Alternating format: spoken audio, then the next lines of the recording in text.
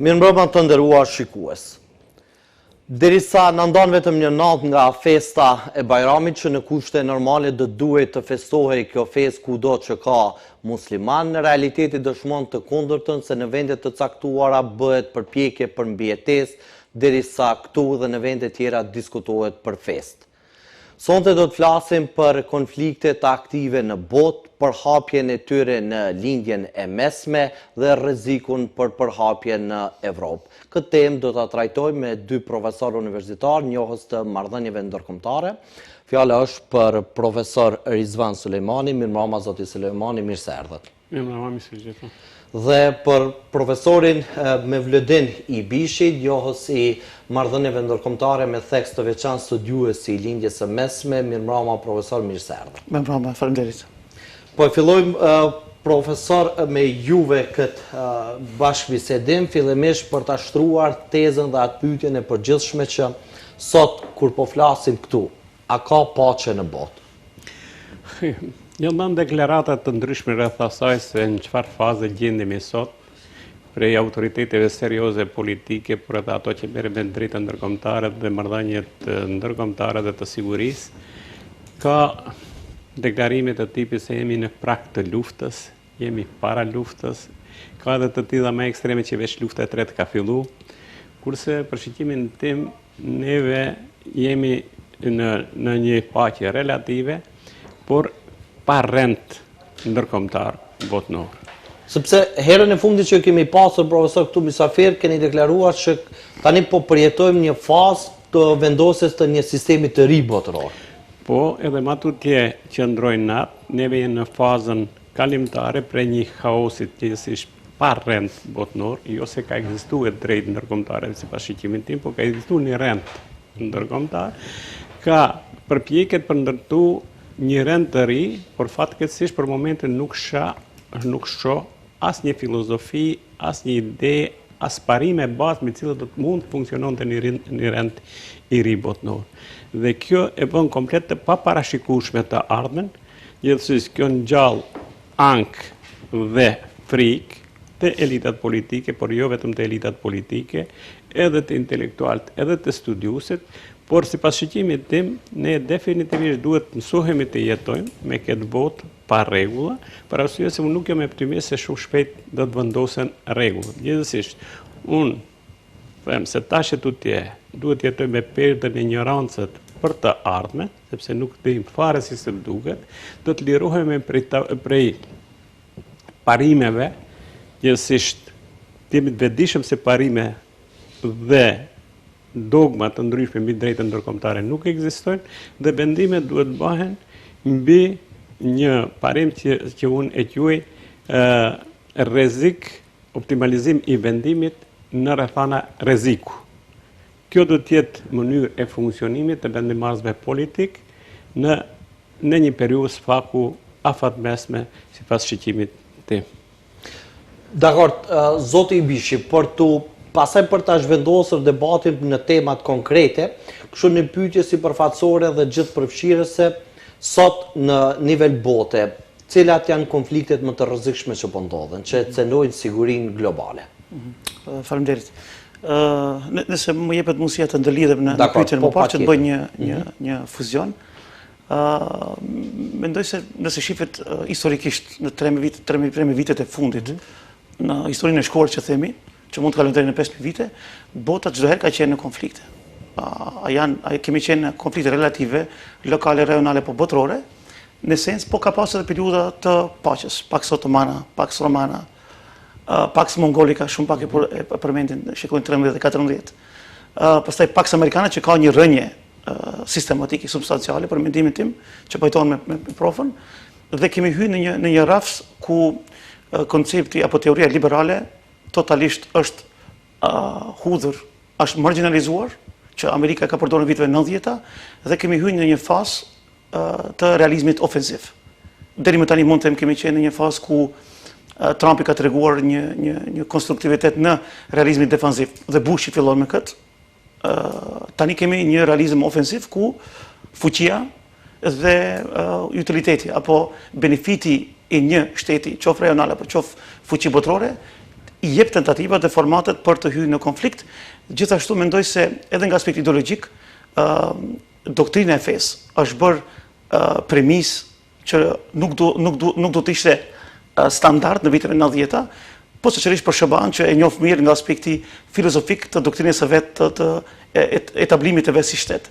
Domethënë, keni një strukturë tepër substanciale të fortë që ndikon në krijimin e politikave të jashtme, biles edhe invazioneve, me argumentimin fetar, që realisht jo vetëm që relativizon moralisht SBA-n, edhe me të tjera, po këtu është apo aktori kryesor i SBA, mendoj se krijon dhe një situatë ku vetë diskursi politik për brenda SBA-ve do të ketë një nevojë 10 apo 20 vjeçar të riparohet esencialisht. Për shembull, kam fjalën për zionizmin krishter, që është përtej financave në diskursin e SPAC. Domethënë, financimi i partive politike në Amerikë nuk është më problematik e normës apo fluktuimit financiar, është problem ideologjik që intervenimi në Iran dhe indirekt ndihmesa sistematike e Izraelit për këto vite, për të ndihmuar në çështjen e Palestinës që mos të zgjidhet, është problematik ideologjik fetare, dhe mendoj se SBA-t kanë hyrë në një çosokak tepër të madh, që të duhet të shkruajnë edhe më tepër, profesorë edhe më shumë të punojnë, që të ndryshohet ky PR, sepse kredibiliteti moral ka humbur. Tani më në Iran po mendoj se ka humbur edhe kredibiliteti dhe humb edhe ushtarak, që do të kret një dinamik tjetër, besoj që pastaj do të diskutojmë. Do të lidhemi sërish. Po, sa i përket konflikteve aktive në botë, profa me gjithatë në fjalën hyrëse përmeti edhe konfliktin në Iran, pra ky i fundit që ka ndodhur, po përpos konfliktit në Iran, sa i përket konflikteve tjera që ndodhin sot në botë, çfarë mund të përmendni eventualisht cilat janë rrezik dhe cënim të rendit botëror, sepse ne vazhdimisht flasim për sigurinë globale. Dhe kjo çështja është se kur ndodhin konflikte të lokalizuara nuk paraqen ndonjë rrezik të përmasave të mëdha. Mirë, po kur ndodhin konflikti që tani akoma po zgjat, bie fjala konfliktit ndërmjet Rusisë dhe Ukrainës. Po, është e vërtet, për shikimin tim, më duket edhe me një emision e kam thonë se këto janë nus efektet e një realitetit të ri, të ngritjes së një poli tjetër zhvillimor, jo vetëm në aspektin ekonomik, por edhe tekniko-teknologjik, siç është ai i lindjes së largëgjithsisht Kinës. Efekti ansori, aty presioni që vjen prej Kinës, ne i hetojmë sot qoftë edhe në Palestinë, edhe me rastin e konfliktit në Iran, por edhe në rastin e konfliktit me Ukrainën. Sepse historikisht është përdoftu kur dy polet parafërsisht barazohen, perëndimi dhe lindja, kuptohet këtu lindjen e largme, gjithmonë ka tendenca për afrimit të këtyre dy tregjeve të mëdhaja, jo vetëm ekonomike, por edhe filozofike, ideologjike, dhe nën presionin e këtyre dy zakonisht lindja e mesme është vendi ku edhe përplasen këto dy civilizime. Kështu ka ndodhur për shembull në shekullin e parë, dytë para Kristit, në fletë tha profesori Pax Romana kur ishte dhe kur filloi ramja, për arsye se në atë kohë perandoria gjithsesi romake dhe atkur kinese ishin në një zhvillim të parafërsisht të njëjtë të zhvillimit dhe atëherë filloi të aktualizohet e rruga e Mëndafsht. Njëjtën parafërsisht situata në shekullin e 15, edhe kur për pari herë lindja depërton në perëndim, shtyhet ka perëndimin në presionin edhe. Dhe parashikimit janë që në vitin 2050 Evropa bashkë me Amerikën mendohet se të kenë një zhvillim të balancuar se parafort me Kinën. Dhe kjo situatë vetë ju këtë pjesë të regionit e vjen në qendër të vëmendjes, sepse këto dy qendra që tentojnë faktikisht gravitojnë përplasen këtu në këto dikun të region, dikun ma afër Evropës, dëherë edhe ma larg. Pra ju po vendosni theksin tek zhvillimi ekonomik, pra më shumë tek aspekti edhe tekniko-teknologjik, se tash në kohët fundit Kina edhe në aspektin e zhvillimit tekniko-teknologjik ka avansuar dhe ajo ka një politik ma parimore, s'paku gjertash, edhe se ajo ka dilemat e veta se në çfarë drejtimi duhet të bëj, por në aspekt s'paku në atë aparencë shka shihet, ato ka një parim s'paku që është i njohtur, për dallim prej, për shembull prej Trumpit, i cili vjen prej biznesit dhe gjithë politikën ndërkombëtare e sheh sikur rregullat e funksionimit të tregut ajo është menaxhim me haosin, por në fund prodhon një rregull, oferta dhe kërkesa bëjnë rregullimin e tregut, por në esencë ai funksionon si kaotik. Dhe këtë filozofi ai tenton ta bart edhe në politik, edhe më kujtohet që është në kampanjën parazgjedhore kur ai si përparësi të vetë tregonte se ai ka qenë i suksesshëm në biznesin e vet dhe ka pas disa herë rramja dhe ngritje dhe dikush ja tërheq vërejtje se në biznesin e juaj privat ju edhe mund t'i lejoni vetë të dështoni, por në menaxhoni me jetën publike është shumë e rrezikshme të luhet me fatin e popujve dhe njerëzve.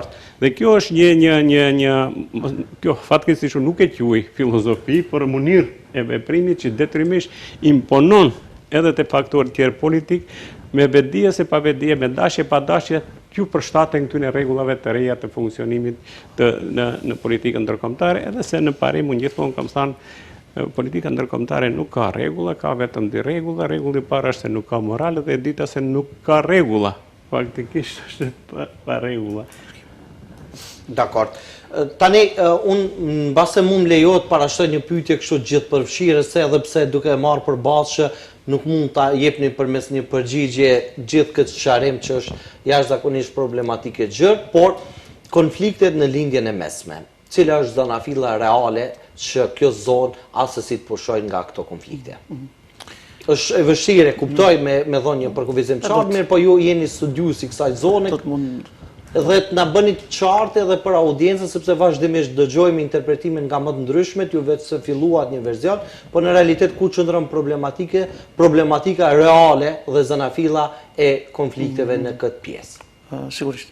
Në pyetjen e parë harrova të përgjigjem aty ku ishte fokusi realisht, sikur që përmendi profa edhe Ukrainën.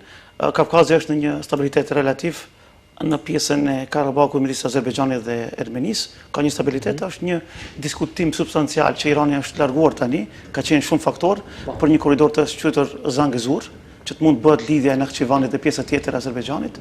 Keni Venezuelën e cila tentoi për regjim ndryshim, doli se ka vetëm një ndryshim të një figure. Keni Grenlandën që për mendimin tim është një posibilitet konflikti. Keni konceptin filozofik të bërjes politik midis BE-s dhe SHBA-s. Keni pastaj luftë e cila është konkurruese në kontekst e AI-s midis Kinës dhe Amerikës. Për SHBA-n, Kina çdo herë do të jetë armiku më i madh, për BE-n është Rusia në esencë. Edhe këtu keni një konflikt të themi të thurur. Pastaj keni në linjët e mesme, mos përmendi Palestinën vetëm se e dim, për 3 vite më tepër kemi në Gaza dhe në Brengun Perëndimor, kemi Jemenin, Sudanin, kemi Somalinë e kështu me radhë. Kështu që mendoj se 2020 dhe këndej ka filluar një pra periudha pas pandemisë. Pas pandemisë është një fazë e cila tenton të jep se kemi luftra lokale, mirë po kanë për masa globale. Për arsye se ka një teori, thot nëse keni interdependencë komplekse, do të thot shteti A dhe shteti B kanë zhvillim ekonomik, edukativ, arsimor dhe kështu me radhë, mundësia për konflikte shumë e ulët. Dhe pra duhet bënim më tepër zhvillim ekonomik. Mirë po nëse zhvillimi ekonomik këtu tash u ndërhyj, nëse zhvillimi ekonomik është asimetrik, tentativat për ta zgjeruar apo për të operuar si hegemon më i madh, prapë do të vjen. Është Rusia dhe Ukraina. Do të thonë sa më shumë që ju bleni gaz dhe naftë nga Rusia, aq më shumë është fuqizuar financiarisht dhe tentativat apo i kthehet mbas historisë. Dhe historia të jep çdo herë mundësi për të zgjeruar territorin, për të zgjeruar apo hegemoninë, fokusin e kështu me radhë. Dhe në këtë momentum po mendoj se edhe teoria e kompleks interdependencës po bie poshtë dhe do t'i mëson shtetet që të bëjnë një lloj bashkëpunimi simetrik, jo asimetrik. Kemi luftra asimetrike, Palestina, qoftë merrni Gazën, ku Hamasi është apo ka pas një leadership politik tani më vetëm se është në rënje e sipër, mund të them edhe komplet marginalizuar, po edhe nëse merrni atë politikën më butëse të Fatahut në Bregun Perëndimor, nuk po funksionon me Izraelin. Nëse merrni Yemenin poshtë me Houthit, është një luftë proxy ku Irani tani që është në luftë direkte me SHBA, edhe aty është një lloj SHBA-e në Yemen që tenton të finanson Houthit për të bërë një destabilitet rajonal. Çfarë duhet të them? Duhet të them se kemi ardhur në një rend të ri botror, tani nëse mundem profos të lidhem, unë mendoj se kemi hyrë në një zonë ku e quaj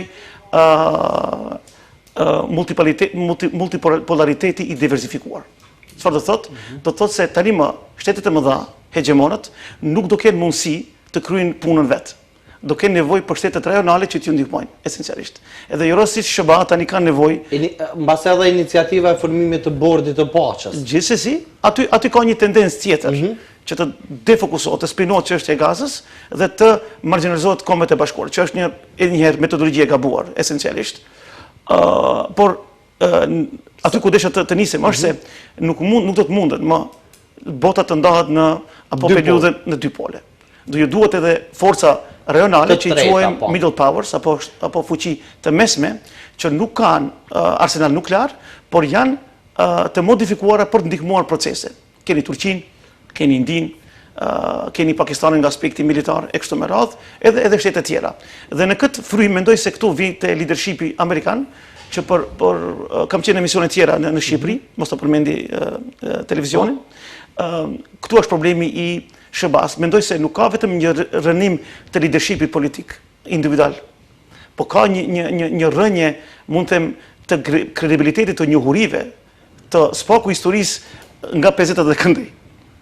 Do të thonë, struktura apo animimi i lëvizjeve të reja komplet ka vendosur SBA në një situatë anakrone, antagoniste, biles me gjithë aleatet e vetë. Dhe tani, kur jeni në Iran, keni problem të fokusoheni, sepse filluat debatin për Grenlandën, vendosët tarifat, nuk ndihmoni Ukrainën. Kidnapuat president. Aty mund të themi te poli vet, aty është një lloj apo strukturë, një konjunkturë sikur që shef Rusia, Kavkazin dhe Azinë qendrore.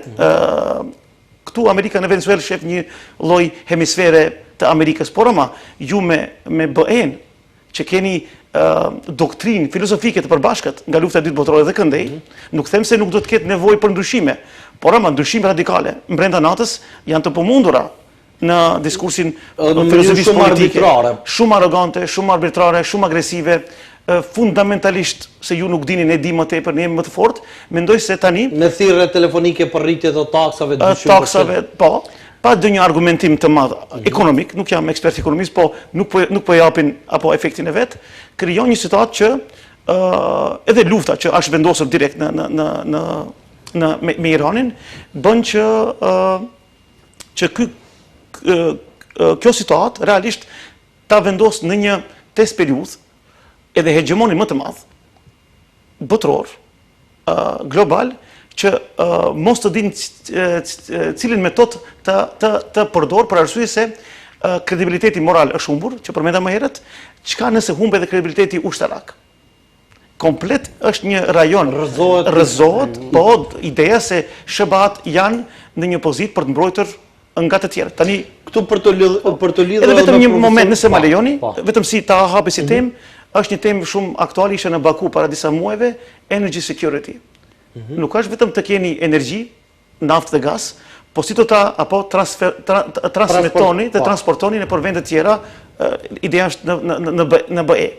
Tani, po i bie se edhe ku është zona filla e energjive, këto shtete nuk kanë investuar për t'i siguruar këto platforma. Po ja vetëm si iniciativë, që dhe më thonë dhe që i bie se edhe konjunktura e SBA-ve nga aspekti ushtarak do t'jetë në question mark, në pikpyetje, dhe këtu do të hape disa mundësi tjera që do të diskutojmë edhe më tutje.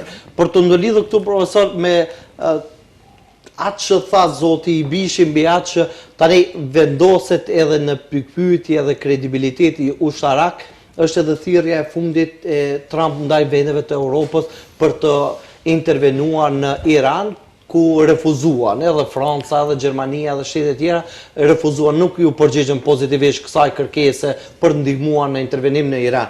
A i bie kjo që në fakt saksisht këtu po rrezikohet, sepse pasaj kundër përgjigje Trump ishte që nuk kishte nevojë për ndihmë, por vetëm ka testuar shtetet evropiane. Është në një situatë, si them,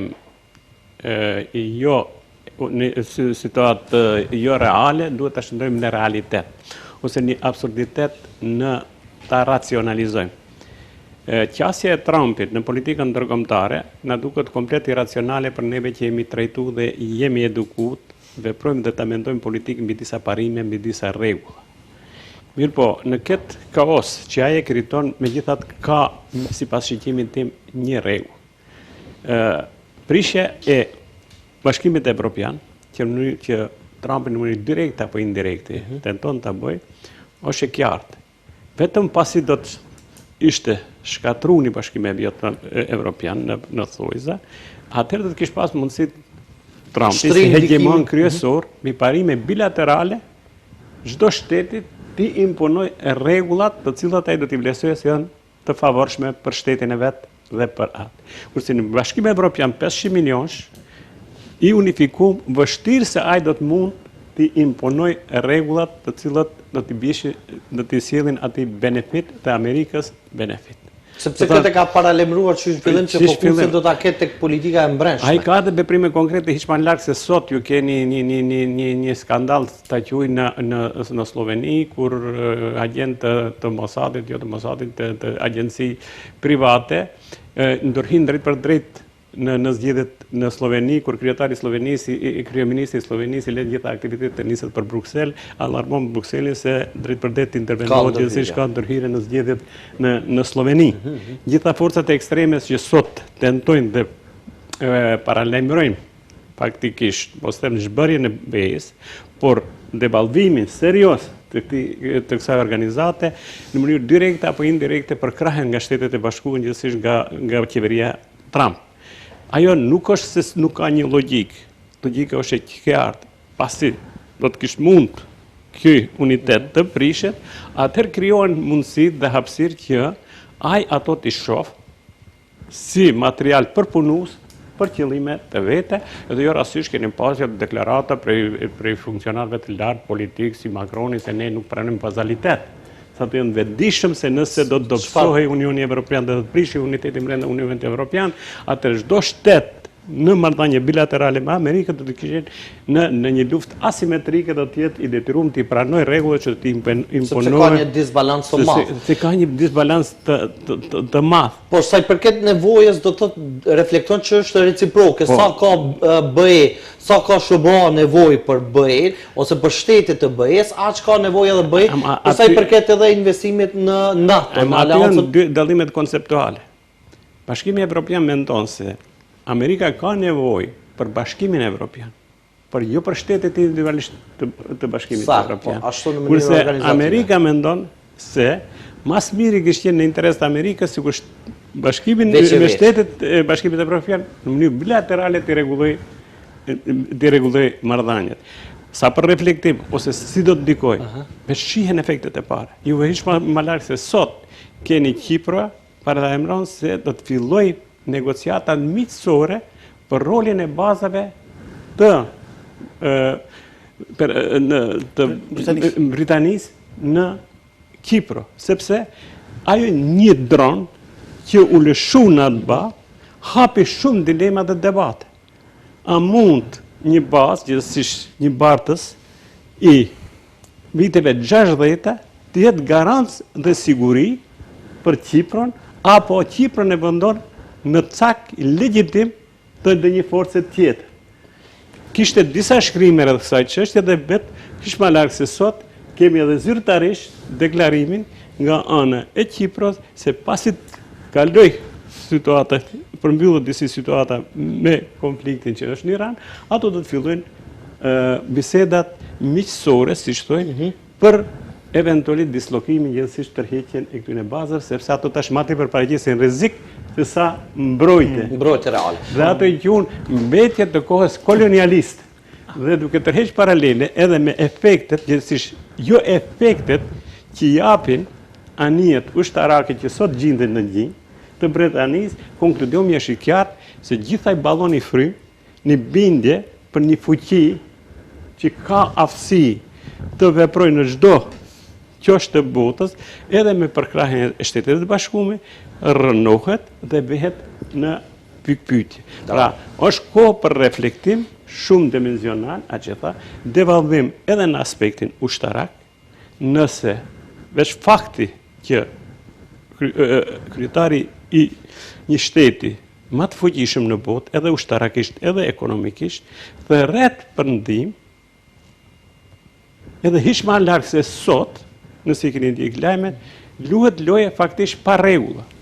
I tërhoja paralajmëron ministri I Thesarit se mund eventualisht të hiqet embargo anijeve iraniane në ujnë ndërkombëtare që janë me Base flitet edhe për ndryshim të valutës që vetëm me valutë kineze në fakt të blihet. Po, do të them, fakti që që do të bie edhe vlera e kërkon dollarit ndihmë amerikan. për shteteve evropiane dhe kur ato refuzojnë ndihmë t'i japin, ai mandej thotë jo, po s'kam pas nevojë për këtë ndihmë. Vetëm ka qenë. Ai vetëm se devalvon edhe në aspektin moral, edhe në aspektin politik, edhe po nëse jo pse edhe në aspektin strategjik, se s'mund një shtet që ne kemi menduar se kontrollon çdo gjë në botë, mos ketë parashikime të sakta, gjithsesi kalkulime të sakta se si do të ecin punët në këtë konflikt që madje për të intervenuar, për të liruar një ngushticë pra për ngushticën e Hormuzit, kërkon ndihmë nga shtetet perëndimore. Megjithatë ju profesor në fjalën tuaj paraprakisht përmendet dhe ngritet një temë që ndëlidhet me resurset. Në fakt ju e ngritët tezën mbi atë se si ka mundësi që këto shtete nuk kanë arritur të gjenerojë këto sa I përket gazit, energjisë, kështu me radhë, që situata tilla një tash rastin konkret një bllokim I një ngushtice shkakton edhe një krizë globale ekonomike që akoma pa mbyll mirë kjo ngushticë, e njëjta gjë u reflektua dhe u pa ndikimi edhe në vendin tonë, ku kishte me një ngritje të çmimit të naftës e kështu me radhë. Kjo ka të bëjë me paaftësinë e shteteve në fjalë për siguruar gjëra të tilla apo është çështje që varet nga janë resurse natyrore?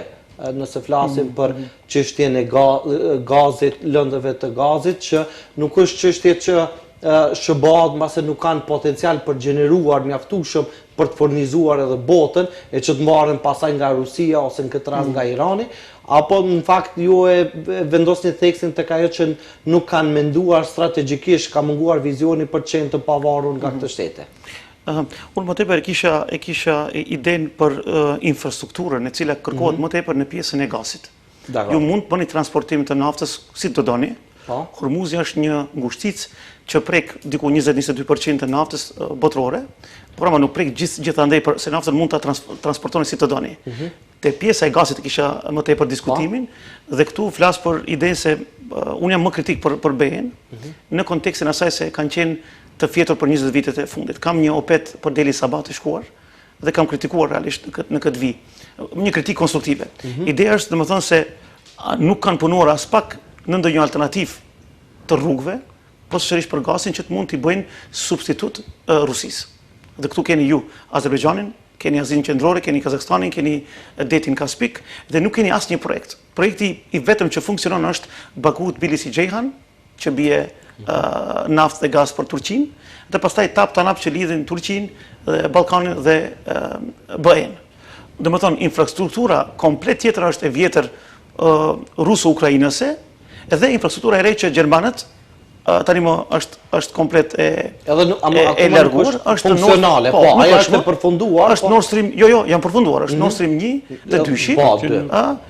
Njëshi po është ndaluar, 2-shi është bombarduar, po muhabeti është apo ideja është se keni domethënë politika të energjive në BE individualiste.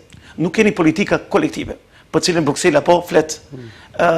Edhe në këtë vi rusët janë strategjikisht më të mirë, edhe nga lufta Iran-Izrael dhe SBA, por ashtu tani se SBA tani po diskutojnë edhe një pjesë e BE-s, jo gjithë, të jemi të sinqert, kërkojnë që edhe rutat e vjetra të rikthehen për arsye se na duhet alternativa. Dhe këtu vite kjo teoria që munduam ta diskutoj se edhe nëse nuk keni nevojë për naftë, siç është puna e SBA-s, ka rezerva të mëdha.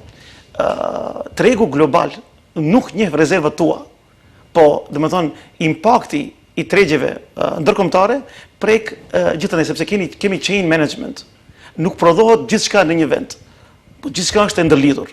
Domethënë atë që thash në fillim, interdependenca komplekse krijon edhe pamundësi që hegemonët të funksionojnë. Për arsye se edhe nëse nuk kanë nevojë për naftë, të tjerët aleatët kanë nevojë. Nëse SBA-t nuk preken as pak nga raketet e Iranit, Saudia preket. Kuvajti preket, Katari preket, Bahreini, që ju për vite i siguroni dhe investoni dhe realisht ato ju financojnë juve, komplet sektorin e mbrojtjes, dhe ju çfarë teknologjie të keni kundrejt Kinës dhe Rusisë u ashitni arabëve. Tani po i bie se nuk keni qenë në situatë ti mbroni, që mendoj se do të hap komplet një situatë tjetër. Edhe ideja tjetër është se i bie se në këto vitet e fundit SBA nuk kanë qenë në lufta direkte përpos Afganistan dhe Irak, që është luftë frontale me domethënë me trupa në luftë toksore. Edhe këtu mund të themi se the know-how apo informacionet që kanë dhënë Kina dhe Rusia në ndërkohë të regjimit teokratik iranian nga viteve 90 dhe këndej, po jep rezultat. Informacione, qoftë për dron, qoftë për rakete kështu me radhë, dhe kemi një situatë, nëse më lejoni të hym tani te tema se çfarë ndodh në linjët e mesme, kemi një situatë kur SBA përmendën është në humbje, qoftë edhe se fiton është humbje, për arsye se Trump do duhet të përgjigjet ekonomikisht në shtëpi. Në muajin 11 ka zgjedhje ku komplet dhoma përfaqësuesve, House of Representatives, edhe 1/3 e senatorëve do të kalojnë në zgjedhje. Keni problemin e migracionit ilegal, keni probleme ekonomike, keni probleme me sektorin e shëndetësisë. Është një sistem kaotik, mund të them në botë, sistemi shëndetësor më i dobët që ekziston është në SBA, sa për informacion të audiencës, dhe kjo do ta shtyn Trumpin që të përgjigjet më tepër. Irani mund të mbijeton eventualisht që ndëri në fund që mos të jetë humbës. Me ndihmën e kujt mund të mbijetoj? Me ndihmën e formatit apo metodologjisë që nëse do bijem të gjithë. Dhe me shtypjen që u bën rajonit, që këto tregje globale, për të stabilizuar, ato do të bëjmë presion në SBA që të ndalim këtë luftë. Apo të bëjmë një spin, apo të kalojmë diku tjetër që kjo të harrohet, sikur që po harrohet Gaza, sikur që harrohet Bregu Perëndimor, sikur që u harrua Ukraina. Ne nuk po flasim më për këtë. Edhe sikur që u harrua, besoj që me profën pas ke folur tepër për Epsteinin. Pikërisht askush nuk po flet. Edhe tash çfarë ndodh? Në mendimin tim është se gabimi metodologjik i SBA-s do t'i kushton Trumpit si individ apo si figurë politike. Kush fiton më tepër? Irani mund të fiton në mbijetesë, që kjo është strategjia që e shoh unë. Nuk është problem sa infrastrukturë humbemi ne, sepse ne jemi mësuar thonë në embargo. Nuk është problem. Domethënë keni një shtet që është mësuar me embargo. 50 vite ato funksionojnë me embargo të tillë, dhe edhe nëse humbin në aspekti infrastrukturor material, do të rrimë këmbën. Ato vetëm duhet të mbjetojnë. Kështu mendimi im është, të rezistojnë edhe pastaj janë fitues moral të kësaj lufte. Kush fiton? Në kontekst rajonal fiton Izraeli, për arsye se është spinuar komplet puna e Gazës, keni gjenocid. Nga gjitha raportet ndërkombëtare, askush për neve më nuk flet për Gazën, për ato 70.000 njerëz që kanë vdekur, më shumë se 20.000 fëmijë. Gjitha raportet e Kombeve të Bashkuara, edhe entitetet të pavarura ndërkombëtarisht flasin për këtë, askush nuk flet për zgjërimin e komuniteteve hebrejike në Bregun Perëndimor. Domethënë sektori A, B, C komplet më kalon në dorën nga Fatahu në dorën e IDF-s. Askush nuk flet për Ukrainën, edhe Izraeli fiton në këtë vit për arsye se ka krijuar një kaos rajonal, unë kështu mendoj. Izraeli në mendimin tim kërkon zgjerim territorial, është një tendencë, por më së miri funksionon kur në rajon ka një kaos sistematik. Edhe dy fiton Rusia nëse kjo embargo hiqet, për arsye se ka një disbalans ekonomik në tregjet globale, dhe e treta fiton Kina, e cila është as pak në luftë, mundohet që ta largon SBA nga lufta për arsye se kërkon një treg më të madh, 400 milionësh e kështu me radhë, dhe kemi një partneritet strategjik me Iranin, por nuk kemi unitet për të ndihmuar nga aspekti ushtarak. Kështu që nëse bëjmë një listim, humbësi më i madh në këtë vit është SBA, Irani, dhe fituesi më i madh është Izraeli, Rusia dhe Kina. Nëse prej epilogut. Kjo është një rezume e shkurtër që mund ta bëj. Unë mendoj se në këtë rast nuk kemi bindur se na fatgjat fiton Izraeli, Netanyahu fiton, patjetër që fiton në këtë situatë, kurse Izraeli si shtet na fatgjat nuk besoj, për arsye se nuk ka një filozofi, nuk ka një alternativë që Izraeli, një shtet me dikund e dini si është i fragmentuar me përbërje shumë heterogene, që të mund të jetojnë në një rreth prej 1 miliard muslimanëve në armiqësi permanente me fuzionin që i vinë, infuzione që i vinë prej Amerikës. Është pyetje momenti që për shkak këtyre rrethonave që i përmendët, çmimin që ka, veç tash lipen 200 miliardë shtesë për vetëm për luftën, kurse pasojat për ngritjes së çmimit të naftës, por edhe të plehrave artificial dhe pasojat që të ketë bujqësia nga plenat artificial që vijnë gjitha prej gjirit, tek do të shihen më vonë, që detyrimisht do të bëjmë presion mbi Trumpin dhe administratën e Trumpit, edhe veç të ndigjohen zëra, tash me të madhe në Amerikë, se kush kënd e kontrollon Amerika Izraelin apo Izraeli Amerikën, kush është e para Amerika apo Izraeli, dhe këto zëre besoj se do të shumohen, dhe një ditë do të bëhet në pyetje çmimi, deri kur është në gjendje Amerika të paguajë çmimin një Izraelit, e cila permanent regionin e mban konflikt, dhe andashta është koha ai të filloj të rishqirtoj pozitat e veja nëpërmjet partnerëve tjerë strategjik që do të kishin kushtu shumë më pak, a do të kishin pas efekt shumë më të madh këtu në këtë rast, se kom rastin fjalën për Turqinë edhe për shtetet tjera, sepse unë mendoj se çmimi i kësaj lufte në nivel global tek do të kalkulohet. Ne nuk e dim sa do të zgjas, por tash për tash edhe neve në xhepet tona e ndjej. Taj bujqësia do të jep efektet shumë më vonë, sepse gati 100% Brazili furnizohet me plena artificial prej gjirit, diku 20-30% të prodhimeve botënore janë prej gjirit, ato të kenë efekte në bujqësinë, në rritjen e çmimeve të ushqimit, ku mbas shumë të është ndjen popullata e thjeshtë, që vetë ajo do të krijojë presion tek shtetet aleate, një pjesë të Amerikës, por edhe vetë Amerikanat, që do të hapet debat për këto çështje. Dhe unë nuk jam i bindur se në afat gjatë, një filozofi, thjesht nuk ka filozofi, sipas shikimit tim. Filozofia e vetme, sipas shikimit tim, ballafaqimi i botës monoteiste me Kinë është unifikimi i botës monoteiste. Gjetja një paqe, një formule paqe ndërmjet feve monoteiste. Për ndryshe, nuk shoh mundësi që Amerika me një Evropë të shpërqendruar, me një tash edhe shtetet e Golfit që janë financues të mëdhenj të Amerikës me triliona dollar, edhe në IT, faktikisht edhe në gjitha sektoret teknologjit, edhe ato besoj se ta rishqirtojnë pozicionet e vetët dhe kërkojnë zgjedhje alternative, se tashmë përdoftohet se ajo që pretendonin se të është garant për sigurinë e tyre nuk është edhe gjithaq garant. Dhe një tendencë besoj e shteteve muslimane dhe tjetë ka gravitimi, ka një qendra, që them, edhe se muslimanët faktikisht dini më mirë filozofia islame nuk një hierarhi, ato janë të disperzuar. Po, institucional. Mirë, po, ka dy shtete që nuk e kanë përjetu kolonializmin, Turqia dhe Irani.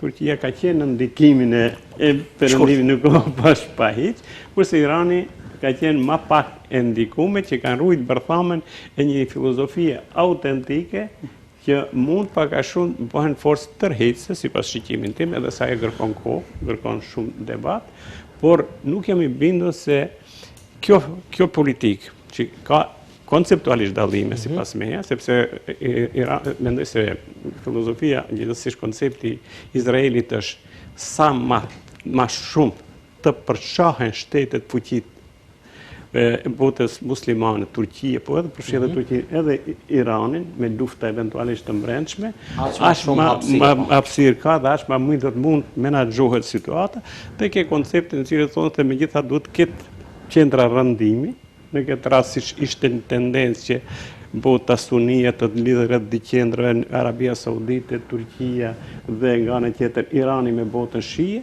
që ajo është një shikim tjetër për stabilitet afatgjat.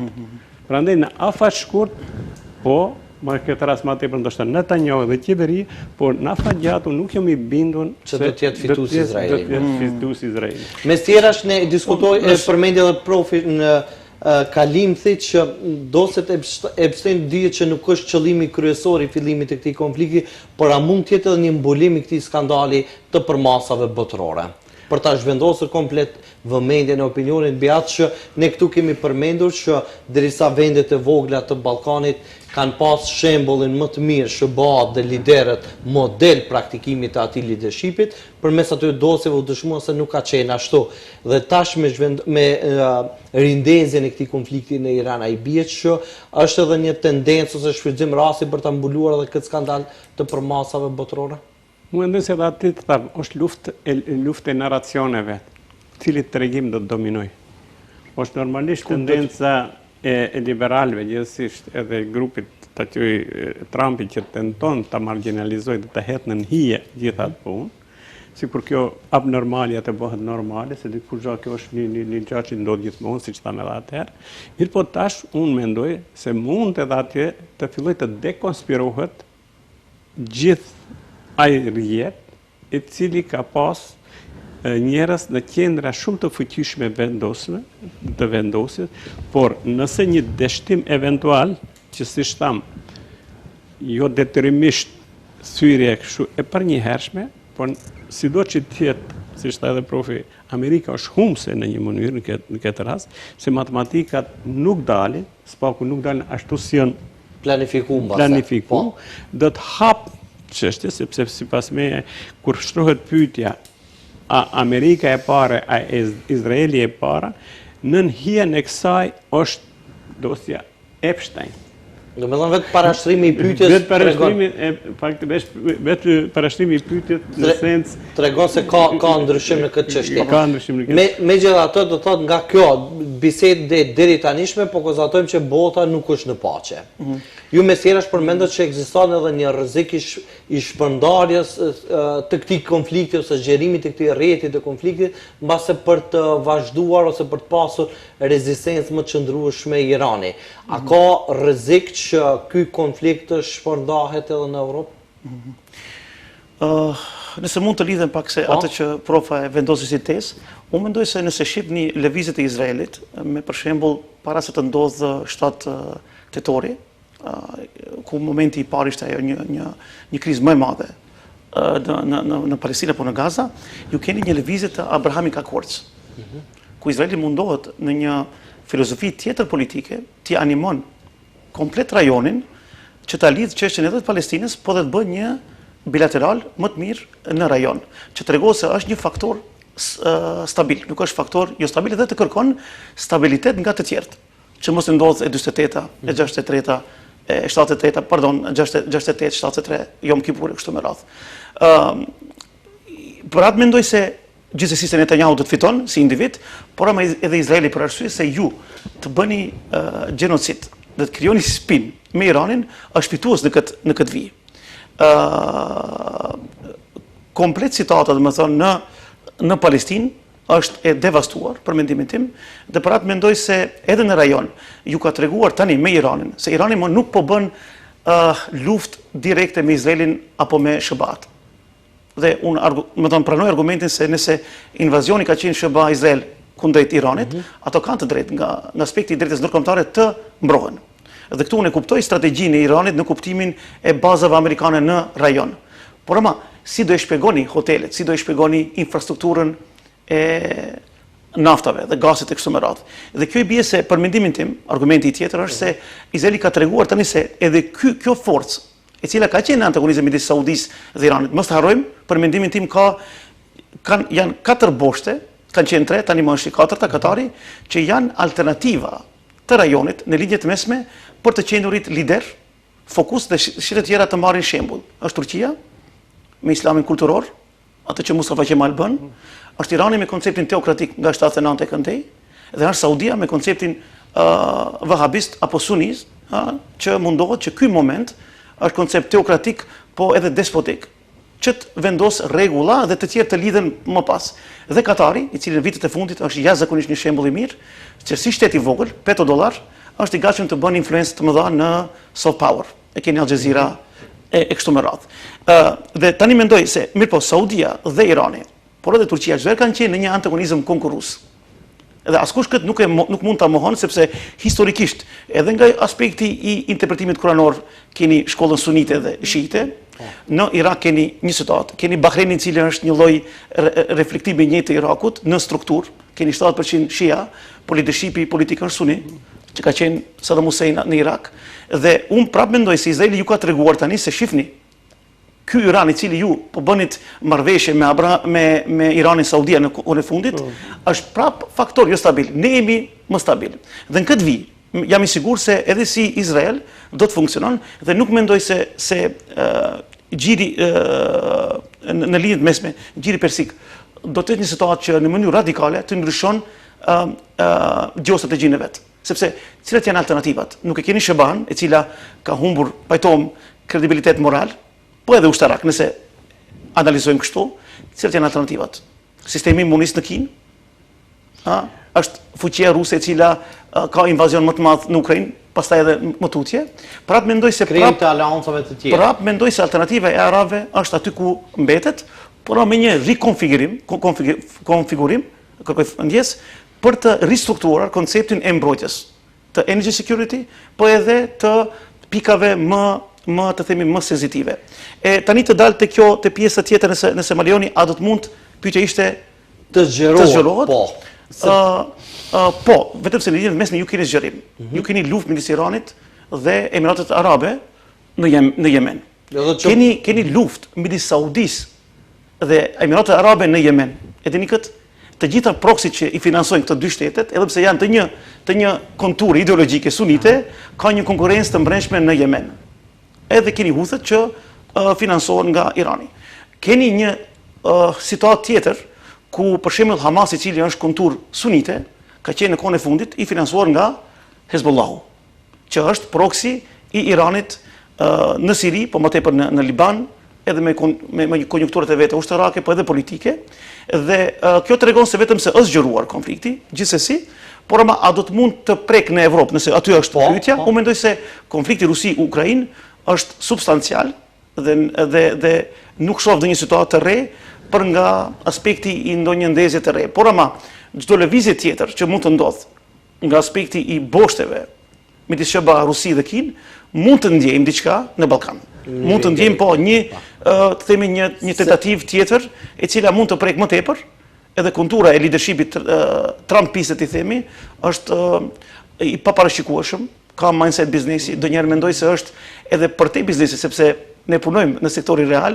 është leadership i pa rregullave dhe mendoj se nëse kjo lëviz këndej, definitivisht çështja Kosovë-Serbi do duhet të ridiskutohet dhe marrëveshja e Brukselit për asociacionin e komunave, me siguri do të rihapet, por tani për tani nuk shoh sepse është fokusuar në kemi Ukrainën, kemi shumë vende, por ama është si një momentum për mendimin tim. Dakor, sepse jemi nga pjesa e fundit, është temë shumë e gjerë, shumë e vështirë të përmbledhet me një hapësirë të kufizuar kohore, megjithatë, zoti Sulejmani, si pozicionohet Ballkani ka ngjarjeve globale?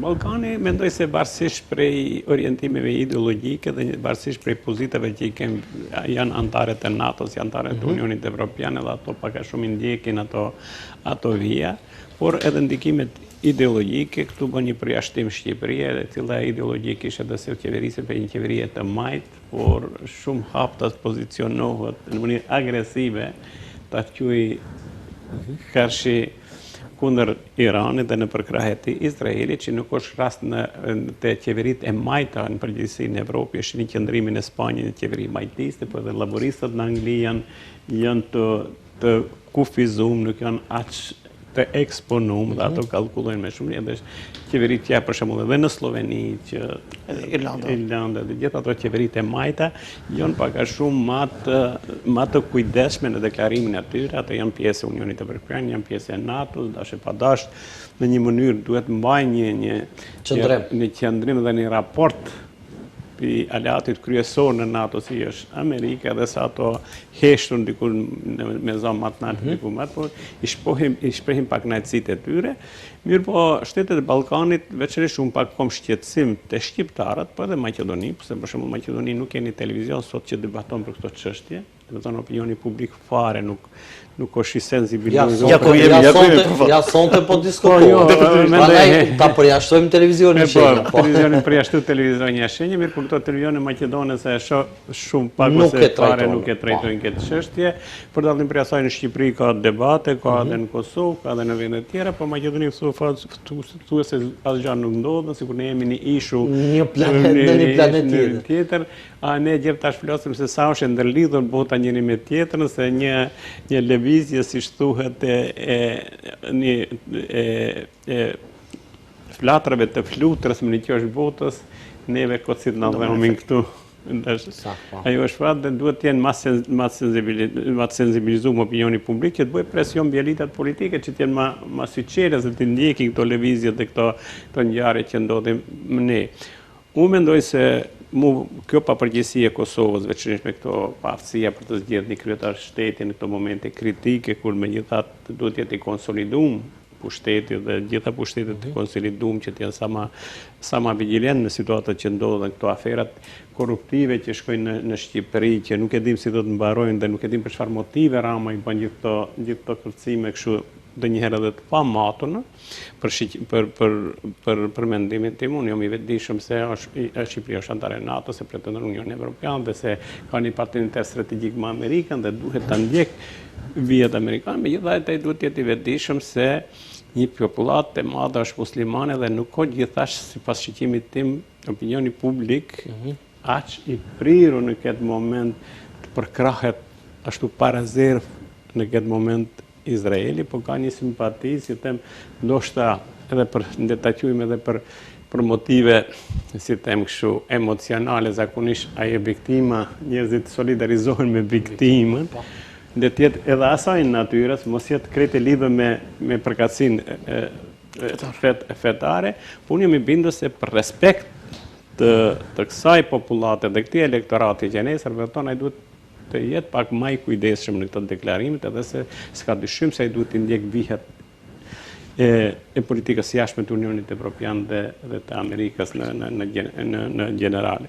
Por, siç tha edhe profi, nëse do të ndodhte një balans më i fuqishëm, ja tash është pyetja ky që është Hungaria, si do të mbarojnë zgjedhjet, dhe ajo do të jetë një moment që mund të ketë ndikim të madh edhe në Ballkan edhe këtu te neve, dhe fatkeqësisht në një moment saktë mund ndodhim edhe ne në një pozitë jo gjithashtu të lakmueshme. Jo të favorshme. Mes tjerash para se të flasim, jemi krejt në pjesën e fundit mbi atë që a ka kapacitet të mjaftueshëm diplomatik Maqedonia e Veriut për të pozicionuar në situata të tilla. Ju mes tjerash përmendet kalimthi shpejt çështjen e rishikimit të marrëveshjes së Brukselit për sa i përket asociacionit të komunave në Kosovë. Në shkuptim theksuat këtë gjë? Më tepër ishte ideja se nëse keni ndonjë hapësirë ku SBA duhet intervenuar, dhe se shihni lëvizjet edhe në mandatin e parë të Trumpit dhe të fillim të dytit, ka qenë një akcent ku edhe ai përflet në Board of Peace, se çështjen e Kosovës dhe Serbisë ka zgjedhur. Ka përmend shpesh herë. Po, domethënë që është në agjendë, por ama nuk është në fokus për arsye se kemi probleme nga më të ndryshmet. Për Shqipërinë, nëse mundet bëj lëvizje edhe për Maqedoninë, domethënë kështu është. Me neve, unë çdo herë mundohem student që them se SBA duhet t'i analizoni në një fokus më të ndryshëm. Nëse shihni nga aspekti global, mund flasim për moralizimin e çështjes. Dhe do duhet jemi kritik konstruktiv nga aspekti i filozofisë politike, leadershipit, SBA-t. Probleme kanë që nga viti 48 këndej është në një momentum linear për Izraelin është. Mirë po, nga aspekti rajonal, dhe si shqiptarët që e nisi profa, mendoj se ne jemi në situatën të jesh armik i Amerikës është keq, po të jesh mik është fatal. Do të thonë, ne nuk kemi mundësi, nuk kemi alternativa ato që kanë serbët. Në kontekst të hegemonëve global. Shqiptarët kanë vetëm një alternativë dhe në këtë vijë, unë e kuptoj edhe Edi Ramën, edhe pse është majtist, ai është pragmatik në këtë vijë. Mos harroni, është edhe protagonist në cilën vijë. Mujahidin El Halk është një kamp që Shqipëria me vite i mban të themi irredentistët politik të Iranit, që sistemi i teokratik iranian apo i ka zhvendosur. Shqipëria në vijë të përbashkët në partneritet me SBA-t ka një kamp. Dhe ka pas disa probleme për arsye se ato intervenojnë në Iran në aspektin e hakimit, Irani pastaj mundohet që të intervenon në Shqipëri. Domethënë Shqipëria ka filluar të paguajë një çmim para se të fillon kjo luftë esencialisht. Kështu që nuk e kisha vendosur se Edi Rama më herët ka hyrë në këtë lojë dhe e din se çfarë bën dhe mendoj se në këtë vit ne nuk kemi mundësi të bëjmë alternativa. Për shembull, e përmenda serbët kanë mundësi, sepse për SBA është interesant të kenë edhe serbët në një vit të përafërt, sepse janë larg në kontekst të NATO-s dhe në kontekst ideologjik versus Rusisë. Ne shqiptarët nuk kemi këtë mundësi dhe situata e cila është tepër serioze ku për mendimin tim BE totalisht e kanë humbur rrugtimin nga viti 2010 e këndej. Edhe me mundësinë për marrëveshjen e Brukselit, ku mundohen që në tentativa të më të rëndësishme të vendosin parimet cilat nuk kanë argumentime. Duke filluar nga gjyqi special, duke filluar nga që nuk ka asnjë argumentim, por ama keni një fluks të madh se kinë se UÇK ka bërë apo gjenocid ndaj serbëve. Kjo ka qenë tentativa, nuk keni asnjë argument, mirë po, trajektura është marrë në këtë kohë. Edhe dyta, Brukseli në Kosovë, cila do elitë politike, do duhet të hynë në këtë situatë dhe për mendimin tim, sa më shumë që mbetet e pasgjidhur, kontenti për mbajtje e tekstit, mund të shiqoni, nga 2013 deri në orë, ka ndryshuar në favor të serbëve. Më keq për shqiptarët në Kosovë, për fat keq të themi. Por ama, në kontura globale, ne kemi këtë vit. Dhe këtu, sa të qohë që në Maqedoni shoh ndonjëherë situata që, apo koncepti slav të jetë më pro-rus, apo të jetë pro-iranian, apo lëviza që mundohet të flet në aspektin pro-palestinë dhe pro-iranian, unë mendoj se është mirë që kjo elitë politike është vendosur në vi me SBA, për arsye se këtu ne nuk kemi alternativa. Edhe nëse ka mbetë hegemoni vetëm me frikë, e dini, hegemoni është fuqi ekonomike, fuqi ushtarake që frikson, edhe vlera politike. Edhe nëse ka mbetur vetëm të na frikson SBA, në këtë vi nuk kemi alternativa të bëjmë real politik në këtë vi. Kështu mundohem ta në pika shkurta. Jo, shpjegim ishte shumë i qartë. Me tjera shprof... Jo, unë në parim të drejtën edhe jom kundra ati mendimi që ne kultivojme ko shqiptarët kam vetëm një alternativë, shqiptarët kam një rrugë. Unë duhe edhe studentëve të mësojnë të jetojnë me alternative dhe kur s'ka të kryojnë alternativë, se përndushe nuk ka mendim, nuk ka liri. Me pa me tjera shëllë nuk u përmend që shqiptarët e njënë dhe përbosë. Këtu mendoj se emisionet do të mbyllet, mund debatojmë. Profa nuk kanë alternativa. Nga konteksti hegemonial, cila është alternativa? Sistemi ekonomik zhvillimor në Kinë, po me një sistem monist? Agresioni panslavik i rusëve? Cila është alternativa? Do të thonë, nuk kemi alternativa, unë sa mundoj. Por ne mund me kritika konstruktive, kundrejt BE-s, të jetë një alternativë e vogël. Por ama, edhe BE do të jetë çdo herë në vi me SBA, sepse është një histori e përbashkët në konturat e vlerave politike. Kuptoni, në Amerikë, nëse më lejoni më fal për intervenimin, për shembull, drejtori i inteligjencës në Amerikë jep dorëheqje. Por nuk ka eliminim të individit. Urdhoni bëni dorëheqje në Iran sot. Bëni dorëheqje në Rusi, bëni dorëheqje në Kinë. E kuptoni se këtu me gjitha rënimet të kredibilitetit moral që e përmenda më herët, alternative vetme për një diskurs politik zhvillimor që do duhet të rinovohet në Amerikë, prapë është më e parafort me neve. Pse mendoni pse Turqia nuk bën asnjë lëvizje? Mendoni se nuk i din këto kontura? Po është në pozicion për arsye se këto janë lëvizje që s'paku unë i shoh në mendimin tim se kultura politike që është instaluar në Amerikë me vite të tëra. Ka apo lëvizje, po, nga 1865, 1950, e kështu me radhë, por ama vetëm këndej keni zhvillime politike. Jo, andej nuk keni sisteme ose teokratike, ose autoritare, totalitare, ose agresive panslaviste. Dhe këtu unë si shqiptar nuk e shoh alternativën për pos BE-s dhe SBA, dhe më vjen mirë që ky Trump, i cili në mënyrë agresive vendos tarifa i nënçmon BE, e ka reviduar, rifreskuar BE-n, e ka rikonsoliduar, sepse në fillim ka qenë totalisht pasive, dhe mendoj se një vit do duhet... Masa edhe kontribon më tepër në atë çështjen e zgjerimit të kësaj. E këtu, unë mendoj se këtu është problemi, të duhet të punojnë shumë më tepër BE në zgjerim, edhe në financim të këtyre shoqërive. Dakor. Këtu është ajo që mund. Prop për ta përmbyllur. Ideja është se në parim, unë s'paku për mendimin intelektual, jam shumë kundra mendimit pa alternativa. unë kom jetu në sistem ku jem eduku me një alternativ. Dhe pa tjetër. Në pluralizëm pa tjetër duhet krijohen nëse s'ka alternative spaku të mendimit dhe filozofimit. Është çështje tjetër e politikanëve dhe pragmatizmit politik që do të zgjedhet çka është e dobishme, jo detyrimisht e drejtë. E mundje të dobishme, pyetja është e drejtë. Por në mendimin intelektual, ne gjithmonë do të hapim debate për pozicionin tonë specifik që e kemi këtu në rrethanat e reja të globalizimit që nuk e dim ne një në fund se çfarë drejtimi do të lëvizim. Thash unë që në fillim, ne duhet të jetojmë në perën të ignorancë për të ardhmen. Ajo që na duket ne pa lidhje që Trumpi mëngjes thot një deklaratë dhe mbrëm një tjetër. Ajo është faktikisht vendime, updatime ditore edhe në orë.